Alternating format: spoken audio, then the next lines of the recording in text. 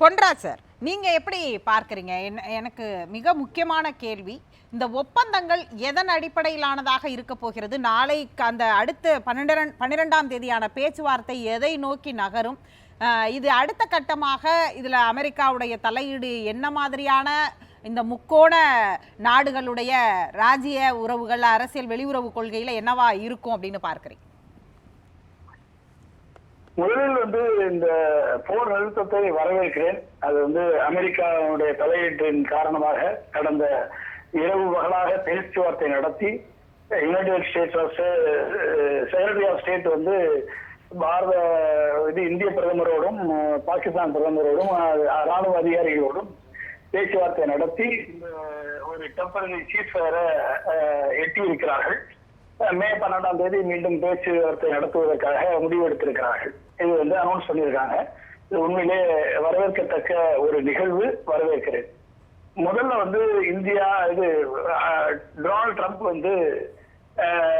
இது வெட்கக்கேடானது, இரண்டு பேரும் காலங்காலமாக பல டிக்கெட்டா சண்டை போட்டுட்டே இருக்காங்க, இது வெட்கக்கேடானது, சீக்கிரம் போரை முடிவு கொண்டு வர வேண்டும் என்று சொல்லிவிட்டு போயிட்டார். அவருடைய அமெரிக்க துணை அதிபர் JD Vance it is none of our business போயிட்டார் அவரு. ஸோ ரெண்டு பேருமே இதை இக்னோர் பண்ணிட்டு போன பிறகு இதில் தலையிட வேண்டும் என்ற ஒரு உந்துதல் எப்படி வந்தது என்று எனக்கு தெரியவில்லை. ஆனால் அதை தலையிடுகிறார்கள். ஆனால் அதற்கு காரணம் என்னவாக இருக்கும் என்று நான் யூகிக்கிறேன் என்று சொன்னால், சைனாவுடைய ஃபாரின் மினிஸ்டர் வாங் யி அவர் ஒரு போன் கால், லேட்டஸ்ட் ஸ்ட்ரைக் எஸ்கலேஷன் வர்றதுக்கு முன்னால அவருடைய பாகிஸ்தான் கவுண்டர் பார்ட்டுக்கு ஒரு போன் கால் பண்ணி China Pakistan's ironclad friend என்று அனௌன்ஸ் பண்றாரு அவரு. அப்ப சைனா இந்த வார் சின்னாரியாக்குள்ள என்ட்ராகுது என்று தெரிந்தவுடன் இது ஏற்கனவே அமெரிக்காவும் சைனாவும் ட்ரேட் வார்ல பிஸியா இருக்காங்க. சைனாவை தாண்டி இந்தியாவை ஒரு தனது ஃப்ரெண்டாக மாற்ற வேண்டும் என்று யுஎஸ் விரும்புகிறதுக்கு காரணம், இந்தியாவுடைய இம்போர்ட்டும் சரி எக்ஸ்போர்ட்டும் சரி, இந்தியா ஒரு மேனுபேக்சரிங் பேஸாக சைனாவுக்கு அடுத்த நிலையிலே அமெரிக்கா இந்தியாவை பயன்படுத்த வேண்டும் என்ற நினைப்பில் ஏதாவது சைனா இந்த போரிலே கலந்து கொண்டால், என்று சொன்னால் 80% எக்யூப்மெண்ட்ஸ், அதாவது பாகிஸ்தான் வைத்திருக்கக்கூடிய எக்யூப்மெண்ட்ஸ் 80% மிலிட்டரி எக்யூப்மெண்ட்ஸ் அந்த மிசைல்ஸ் எல்லாமே சைனாவுடைய டெக்னாலஜி. அப்ப இதுவரை கடந்த 40 ஆண்டுகளாக சைனா எந்த விதமான போரிலும் ஈடுபடாத நிலையில் இது இந்தியாவின் மேல் இந்த போர் தொடுத்து பாகிஸ்தான் மூலமாக இந்தியாவை தாக்கக்கூடிய நிலை ஏற்படும் என்று சொன்னால், இந்தியா ஒரு அன்ஸ்டேபிள் எக்கானமியா மாறிவிடும். அப்ப அன்ஸ்டேபிள் எக்கானமியா மாறுச்சு அப்படின்னா அது அமெரிக்காவுக்கும் அது பயன் அளிக்காது என்ற நிலையிலே சைனா உள்ள என்ட்ரி ஆன உடனே அமெரிக்கா என்ட்ரி ஆகி இது ரெண்டு பேருமே கூப்பிட்டு பேசி ஒரே போன் கால்ல இரவும் பகலும் பேசி இன்றைக்கு இந்த போர் நிறுத்தத்தை கொண்டு வந்திருக்கிறார்கள். பரவாயில்ல, அது அட்லீஸ்ட் இந்த போர் நிறுத்தத்தின் காரணமாக பொதுமக்கள், அதாவது ஒரு நாட்டை ஒரு 48 மணி நேரத்தில் அழித்து விடுவோம், ஒரே நாளில் அழித்து விடுவோம் என்றெல்லாம் வியட்நாமை சொல்லிதான் அமெரிக்கா புகுந்தது. ஆனால் என்ன நடந்தது என்று உலகிற்கு தெரியும். அப்ப ஒரு ஏகாதிபத்திய மனப்பான்மையோடு மக்களை மதிக்காமல் போர் என்று வந்துவிட்டால் இரண்டு பக்கமும் அதனால் ஏற்படக்கூடிய சேதத்தின் விளைவாக மக்கள் தான் பாதிக்கப்படுவார்கள். ஆனால் தீவிரவாதத்தை நாம் ஆதரிக்க முடியாது. தீவிரவாதத்தினுடைய புகலிடமாக பாகிஸ்தான் விளங்குகிறது என்பது சர்வ நிச்சயம். அப்ப அந்த புகலிடத்தை தான் இந்தியா ரொம்ப ஒரு கேர்ஃபுல்லா பண்ணி ஒரு மெஷர்டு ஆக்ஷனை தான் அவங்க நான் எஸ்கலேட்டரி ஆக்ஷனை 9 தீவிரவாத களத்தை அளித்தார்கள். ஆனா அது சைனாவுடைய டாக்டிக்ஸ் என்ன அப்படின்னா, இந்த கடந்த 4 நாட்களாக நாம் பார்த்ததுல சைனா என்ன போர் டாக்டிக்ஸை உருவாக்கியது அப்படின்னா டிசப்டன்ஸ் டாக்டிக்ஸ். அதாவது டிசப்டன்ஸ் டாக்டிக்ஸ்னா என்ன அர்த்தம் அப்படின்னா, நீங்க லோ காஸ்ட் ட்ரோன்ஸ், அதாவது சைனாவிலும் டர்க்கியிலும் வாங்கிய 1 லட்சம் 2 லட்சத்திற்கு வாங்கிய low cost drones, empty drones with small payload drones, இதை வைத்துக் கொண்டு ஒட்டுமொத்த இந்தியாவுடைய ஏர் டிஃபென்ஸ் சிஸ்டத்தினுடைய எபிகசிய ஒரு செகண்ட் பர்சன்டேஜ் இன்றைக்கு வந்து நம்மளை எக்ஸாஸ்ட் பண்ண வைத்து விட்டது பாகிஸ்தான். எனக்கு அந்த கேள்வி இருக்கு சார்.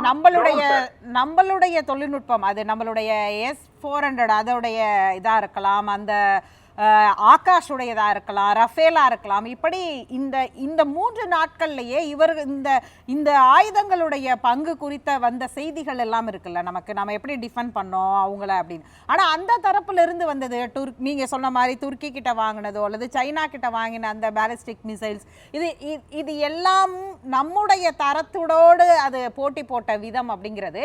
ஆனா நீங்க சொல்ற மாதிரி அதை வைத்து இவ்வளவு பெரிய ஒரு தளவாட பலத்தையும் ஒரு சின்ன ஒரு நிலைக்குலைய வைத்திருக்கிறார்களோ அப்படிங்கிற அதுல ஒரு ஸ்ட்ராட்டஜி எதுவும் பிளான் பண்ணியிருக்காங்களா அப்படின்றது ஒரு கேள்வி இருக்குல்ல. உங்களுடைய பார்வை அதில் என்னவாக இருக்கிறது? அதுதான் அந்த டிசப்ஷன் ஸ்ட்ராட்டஜி. அதாவது லோ காஸ்ட் எக்யூப்மெண்ட்டை வச்சு நம்மளை வந்து எதிரியினுடைய பலத்தை வந்து குறைப்பது என்பது இந்த ஒரு டிசப்ஷன் ஸ்ட்ராட்டஜியில வருது.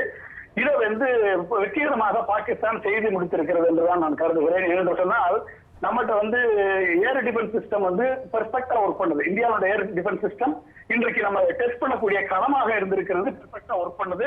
உண்மையிலேயே பிருத்திவி ஏர் டிஃபென்ஸ் சிஸ்டமா இருக்கட்டும், அஸ்வின் ஏர் டிஃபென்ஸ் சிஸ்டமா இருக்கட்டும், ஆகாஷ் ஏர் டிஃபென்ஸ் சிஸ்டமா இருக்கட்டும், நம்மளுடைய S-400 ஏர் டிஃபென்ஸ் சிஸ்டமா இருக்கட்டும், இந்த 4 ஏர் டிஃபென்ஸ் சிஸ்டமும் நம்மகிட்ட வந்து பெர்ஃபெக்டா ஒர்க் பண்ணுது என்பது இந்த கடந்த 3 நாட்கள் நடந்த இந்த போர்ல வந்து நிரூபிக்கப்பட்டிருக்கிறது. அதுல வந்து எந்த விதமான குறையும் இல்லை.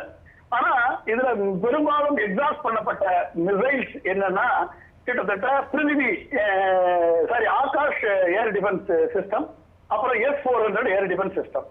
S-400 ஏர் டிஃபென்ஸ் சிஸ்டம் நம்ம 35,000 கோடி கொடுத்து ரஷ்யாவுல 5 ஸ்குவாட்ரன் வாங்கியிருக்கோம். ஒவ்வொரு ஸ்குவாட்ரனும் 160ல இருந்து 200 மிசைல்ஸ் உள்ளது. கிட்டத்தட்ட 600 மிசைல்ஸ் ஃபுல் ஃபிளஜ்டா இருக்குன்னு வச்சுக்கோங்க. 600 மிசைல்ஸ்.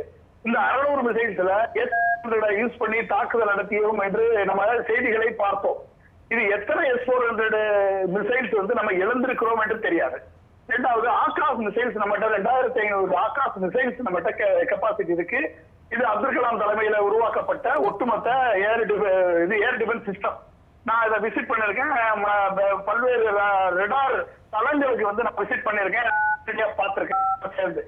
சோ இந்த ஏர் டிஃபென்ஸ் சிஸ்டம் இன்னைக்கு நன்றாக ஒர்க் பண்ணுகிறது என்பது நமக்கு நிரூபிக்கப்பட்டிருக்கிறது. ஆனா இது நம்ம என்ன விலை கொடுத்திருக்கோம்? ஒரு 2 லட்சம் 3 லட்சம் இருக்கக்கூடிய ட்ரோன்ஸை வைத்துக் கொண்டு 50 ட்ரோன்ஸ்ல இருந்து 500 ட்ரோன்ஸ் வரைக்கும் அவர்கள் ஏறி நம்ம பல கோடி, இப்ப 2 கோடியில இருந்து கிட்டத்தட்ட 25 கோடி அளவில் இருக்கக்கூடிய இந்த ஏவுகணைகளை நம்ம எத்தனை இழந்திருக்கிறோம் என்றதை பார்க்கும் பொழுது நம்மளுடைய ஏர் டிஃபென்ஸ் சிஸ்டத்தை வீக்கன் பண்ணியிருக்காங்க. அது வந்து சைனாவுடைய ஸ்ட்ராட்டஜியா இருக்கலாம், இதை பாகிஸ்தான் ஃபாலோ பண்ணிருக்கலாம். ஏன்னா அவங்க 2 பேரும் க்ளோஸ் லிங்க்ல இருக்காங்க. டர்க்கியினுடைய ஸ்ட்ராட்டஜியாவும் இருக்கலாம். ஆனால் இதை வந்து பண்ணி அடுத்த லெவல் வந்து அவங்க NCA மீட்டிங் போட்டு நியூக்ளியர் ஆர்சனலை லான்ச் பண்ண போறாங்க, சைனா இதுல என்ட்ரி ஆகுது என்று வரும் பொழுது இன்றைக்கு வந்து கரெக்டான நேரத்தில் அமெரிக்கா தலையிட்டதின் காரணமாக ஒரு எஸ்கலேஷன் வந்து தவிர்க்கப்பட்டிருக்கிறது. ஏனென்று சொன்னால் இந்த பேலிஸ்டிக் மிசைல்ஸையும் இன்டர்கான்டினென்டல் பேலிஸ்டிக் மிசைல்ஸையும் இந்தியாவில் இருக்கக்கூடிய பலம், அதாவது அக்னி, பிருத்திவி, ஆகாஷ், நாக், திரிசூல், பிரம்மோஸ், இத்தனை ஏவுகணைகளுடைய பலம், நம்மளுக்கு இருக்கக்கூடிய nuclear Arsenal capacity and air defence system வந்து இந்தியா வந்து இன்னும் மிக 4 மடங்கு வலிமையானது பாகிஸ்தானை விட. ஆனால் இந்த 4 மடங்கு வலிமையை ஏர் டிஃபென்ஸ் கேப்பபிலிட்டியை டெஸ்ட் பண்ணக்கூடிய களமாக இது அமைந்து இதனால் ஏற்படக்கூடிய விளைவுகள், அவங்க நியூக்ளியர் ஆர்சனலே நம்ம மேல இந்தியா மேல ஏவினாலும் இதனால் ஏற்படக்கூடிய விளைவுகள் பொதுமக்களது உயிருக்கு மிகப்பெரிய ஒரு ஆபத்தை, ஒரு பெரும் சேதத்தை, ஒரு ஜிடிபியினுடைய மிகப்பெரிய சரிவை, ரீகன்ஸ்ட்ரக்ஷனுக்கு மிகப்பெரிய ஒரு விலையை கொடுக்க வேண்டிய தேவை ஏற்பட்டிருக்கும். இது இந்தியா ஒரு வேளைக்கு தாங்க முடியும், ஆனால் பாகிஸ்தானால் இதை தாங்க முடியாது. அப்ப இதையெல்லாம் கருத்தில் கொண்டு கண்டிப்பாக இந்த முடிவை எடுத்த 2 பிரதமர்களுக்கு உண்மையிலேயே நம்ம பாராட்டத்தான் வேண்டும். கண்டிப்பா இதுல தலையிட்டு இந்த சமரசத்தை உருவாக்கிய ட்ரம்பையும் அவர்களையும் பாராட்டத்தான் நம்ம வேணும். இது வந்து இந்த நீங்க கேட்டது மாதிரி இனிமேல் என்ன என்று கேட்கும் பொழுது இந்த அமெரிக்கா தலையிட்டதோடு இல்லாமல் இந்த யுனைடெட் நேஷன்ஸ் வந்து இன்னைக்கு IMF வந்து 8500 கோடி கிட்டத்தட்ட $1 பில்லியன் ரிலீஸ் பண்ணிருக்காங்க. அந்த $1 பில்லியன் வந்து எதற்கு பயன்பட போகிறது என்று நமக்கு தெரியாது. ரீகன்ஸ்ட்ரக்ஷனுக்கா, டெவலப்மெண்ட்டுக்கா இதுவரைக்கும் பாகிஸ்தானுடைய ட்ராக் ரெக்கார்டை பார்க்கும் பொழுது அவர்கள் தீவிரவாதிகளுக்கு போரிடமாகத்தான் விளங்கி இருக்கிற மக்களை டெவலப் பண்றதா இருந்தது இல்லை. எனவே நேற்றைக்கு அதை சொல்லிதானே இந்தியா இதற்கு மறுப்பு தெரிவித்தது, அந்த வாக்கெடுப்பை நிராகரித்தது. ஆமா, அது உண்மைதான். ஏன்னா அவங்களுடைய ஹிஸ்டரி அப்படி, அவங்களுடைய வரலாறு அப்படி. எனவே எந்த நாடுமே இந்தியாவுடைய கடமை என்று என்ன, நம்மளுடைய கடமை என்னன்னா, ஒரு ஜனநாயக நாடு ஒரு அமைதியாக இருக்க வேண்டும் என்று சொன்னால் அந்த ஜனநாயக நாடு பக்கத்தில் இருக்கக்கூடிய ஜனநாயக நாடுகளும் அமைதியாக, பக்கத்தில் உள்ள நாடுகளுமே ஜனநாயகத்தை பின்பற்றக்கூடிய நாடுகளாக இருக்க வேண்டும். பக்கத்தில் இருக்கக்கூடிய நாடுகளுமே மதவாதத்தையோ தீவிரவாதத்தையோ கையில் எடுக்கக்கூடிய நாடுகளாக இருக்கக்கூடாது. அப்ப அதற்கு நம்ம ஒவ்வொரு நாட்டையும் நமக்கு பக்கத்தில் இருக்கக்கூடிய அனைத்து நாடுகளையும் நம்ம விரோதிகளாக பாவித்தால் கண்டிப்பாக அதனால் எந்த பலனும் இந்தியாவுக்கு கிடையாது. அப்ப அமெரிக்க நம்ம விரோதியா பாதிக்கும் பொழுது நம்ம இருக்கக்கூடிய அனைத்து சார்க் கண்ட்ரிகளும் சைனாவோடு கை கொடுக்குகிறது. சைனாவோடு கை குலுக்கிக் கொண்டு இந்தியாவை நாம்கே வார்த்தையெல்லாம் அவங்க நம்மளை வச்சிருக்காங்களே ஒழிய நம்மளை எதிரியாகத்தான் அவர்கள் பார்க்கிறார்கள். எனவே நம்மளுடைய ஃபாரின் பாலிசி அப்ரோச்ல மாற்றம் வேண்டும். நம்ம ஃபாரின் பாலிசி அப்ரோச்ல நமக்கு பக்கத்து நாடுகள்ல ஜனநாயகம் மீட்டெடுக்கப்பட வேண்டும். அங்க மதவாதம் ஒழிக்கப்பட வேண்டும். எந்த நாடு மதவாதத்தை கையில் எடுக்கிறதோ அந்த நாடு அழியும் என்பதற்கு பாகிஸ்தான் ஒரு உதாரணம். எனவே இந்தியா அந்த மதவாதத்தை பின்பற்றாமல் ஜனநாயகத்தை மீட்டெடுக்கக்கூடிய வழிகளிலே இந்தியாவும் நடக்க வேண்டும், பாகிஸ்தானும் நடக்க வேண்டும். பேசுவோம்.